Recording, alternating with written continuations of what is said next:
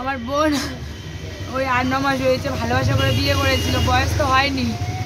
এবার আমার মা তো একটা ইয়েতে কাজ করে, আমাকে ফোন করেছে, আমি ওর বোনকে ফোন করছি, বোন তুই কোথায় কোথায়?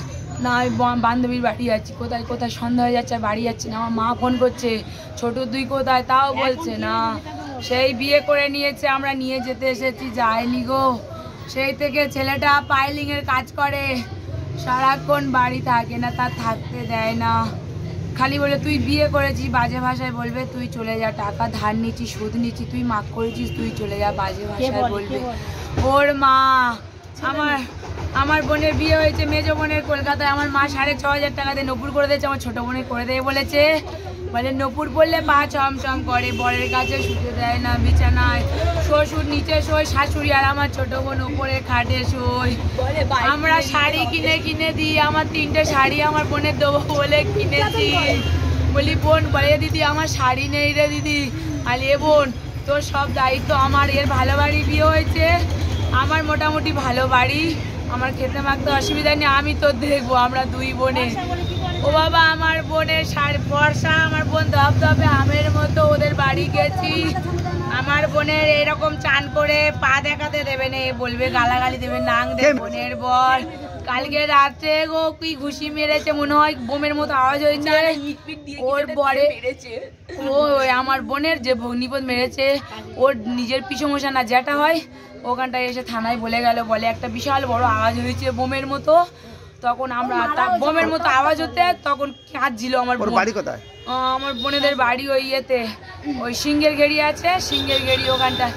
তারপরে গিয়ে দেখেন আমার ছোট বোনের, আমার ওই বোনের বর যে মেরেছে, মানে ধরে ধরে বসিয়েছে। আমার বোনের তো ক্ষমতা নেই, আর গাল দেখে না কি লালা পড়ছে, বলে বিষ খেয়েছে, মানে বিষ ঢুকিয়ে দিয়ে। কি মনে হচ্ছে আমার বোনের তো বিষ খায়নি, আমার বোনের সন্ধ্যাবেলা আমার মার সাথে বিষ মেরেছে, মেরে আর উকুন মারা বিষ খেলে কি কেউ মরে? দাদা আপনি বলুন। আমার কাছে 11:30 ফোন গেছে, তোমার বোন উকুন মারা বিষ খেয়েছে। আমি কি করে খেলো? বলে ওরা 2 স্বামী স্ত্রী শুয়েছিল, ও ঘরের দরজা খুলে গিয়ে কখন বিষ খেয়ে জানি, কোনো ঝগড়ানি ঝাঁটিনি। বলে আমরা জানি না, কোনো ঝগড়া ঝাঁটিনি, কিচ্ছু নেই, বিষ খেয়েছে তোমার বোন। বোন শুধু এখন কি চাইছেন? এখন কি চাইছেন? আমি কিছু, আমি শুধু চাই আমার বোনের মেরে ফেলে দিয়েছে, আমি শুধু চাইছেন। হ্যাঁ, আমি আর কিছু না, শুধু শাস্তি, বিশেষ করে ছেলেটা আর ওর বৌদি দুজনা মিলে। আপনার নাম? আমার নাম মনীষা হালদার।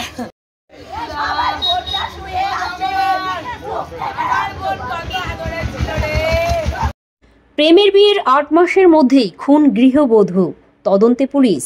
গৃহবধূর অস্বাভাবিক মৃত্যু ও গৃহবধূর বাপের বাড়ির অভিযোগ, এই মৃত্যুর পেছনে দায়ী শ্বশুরবাড়ির লোকজন। গৃহবধূর অস্বাভাবিক মৃত্যুকে ঘিরে চাঞ্চল্য ছড়ালো দক্ষিণ 24 পরগনার রায়দিঘি থানার সিংহের চক গ্রামে। মৃত গৃহবধূর নাম প্রতিমা মণ্ডল। প্রতিমা মণ্ডলের বাড়ির পক্ষ থেকে অভিযোগ, তাদের বাড়ির মেয়ে বিষক্রিয়ায় মারা গেছে। আর এই বিষক্রিয়ায় মারা যাওয়ার পেছনে বড় ভূমিকা রয়েছে তাদের পরিবারের। তবে কি কারণে মারা গেছে এই মুহূর্তে পরিষ্কার নয়। মৃতদেহ ময়না তদন্তের পর জানা যাবে মৃত্যুর প্রকৃত কারণ কি। গত 8 মাস আগে মন্দিরবাজার ব্লকের চৌঘড়ি গ্রামের সুদীপ মণ্ডলের সঙ্গে ভালোবাসা করে বাপের বাড়ি ছেড়ে পালিয়ে যান এই গৃহবধূ।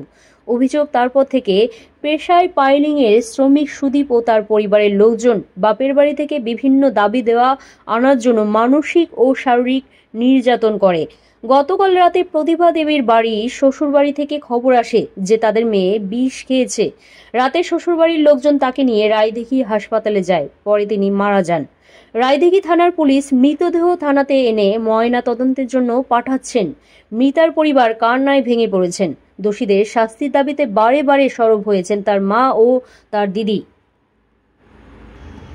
আগে আমি পরিচয় দিয়ে দিই, আমি যে বোনটা মারা গেছে ওটা আমার মেজো মাসি, ছোটো মেয়ে মারা গেছে, ওর দাদা ভাই কেউ নেই, আমি বড়ো মাসির ছেলে। আমার বাড়ি রাধাকান্তপুর, পুলিশ স্টেশন রায়দিঘি। বলুন। তো আমি যেটা জানতাম যে কিছুদিন বলতে কিছু মাস আগে ফোন আলাপে একটা প্রেমের সম্পর্ক তৈরি হয়, ওরা বাড়ির অমতে পালিয়ে বিয়ে করে। তারপর কি যখন আমরা ওর খোঁজ খবর নিতে থাকি, খোঁজ না পাওয়ার ফলে কিছুদিন যাওয়ার ফলে একটা ফোন আসে যে ওরা প্রেম করে পালিয়ে বিয়ে করেছে। তো বাড়ির অমতে বিয়ে করাতে কেউ প্রথম মেনে নেয়নি। তারপর ছেলেটা মাঝে মধ্যে ওকে টর্চার করতো। তার কিছু মাস যাওয়ার পর বাইকের জন্য সোনার চেনের জন্য, যেটাকে যৌতুক বলা হয়, মানসিক শারীরিকভাবে টর্চার করতো। তো আমার বোন সেটা মাঝে মধ্যে ফোনে জানাতো কিংবা কখনো দেখা হলে সেটা বলতো। তো আমরা ভেবেছিলাম যে প্রেম করে বিয়ে হয়েছে, ধীরে ধীরে সব কিছু ঠিক হয়ে যাবে।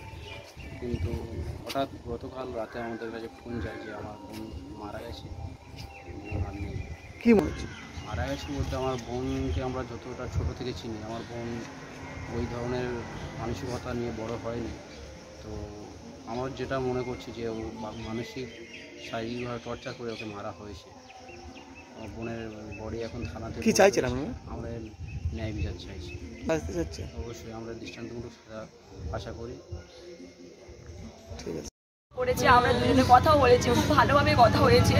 ও আমার কাছে কিছু বলেনি, কিন্তু ও সবসময় আমার কাছে বলতো কোন দিদি আমি ভালো নেই, মানে ওই ছেলেটা ওকে সবসময় টর্চার করতো, অশান্তির মধ্যে আছে, মানসিকভাবে টর্চার করতো সবসময়, মানসিকভাবে।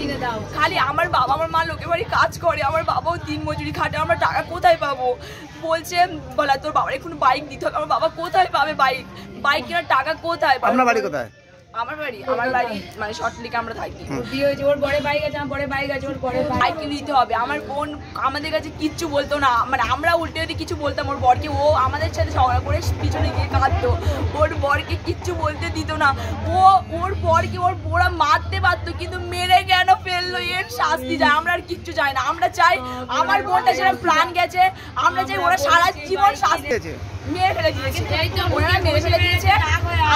আমার যতটা আমার তো বোন, আমি ওর সাথে এত বছর কাটিয়েছি, ওর মুখে মেরে গালে পিঠ ঢেলে দিয়েছে। ঢেলে দেওয়ার পর ওরা বলতে চাইছে যে আমার বোন মৃত, কিন্তু আমার বোন সুইসাইড করে। আমরা চাইছি ছেলেটার পরিবার, বিশেষ করে ছেলেটার বৌদির সারা মানে কিছু একটা ব্যবস্থা, বন্দি কারাগারে, আর কিছু আমরা চাই না, আমরা আর কিছু চাই না, ওরা শুধু শাস্তি পাবে।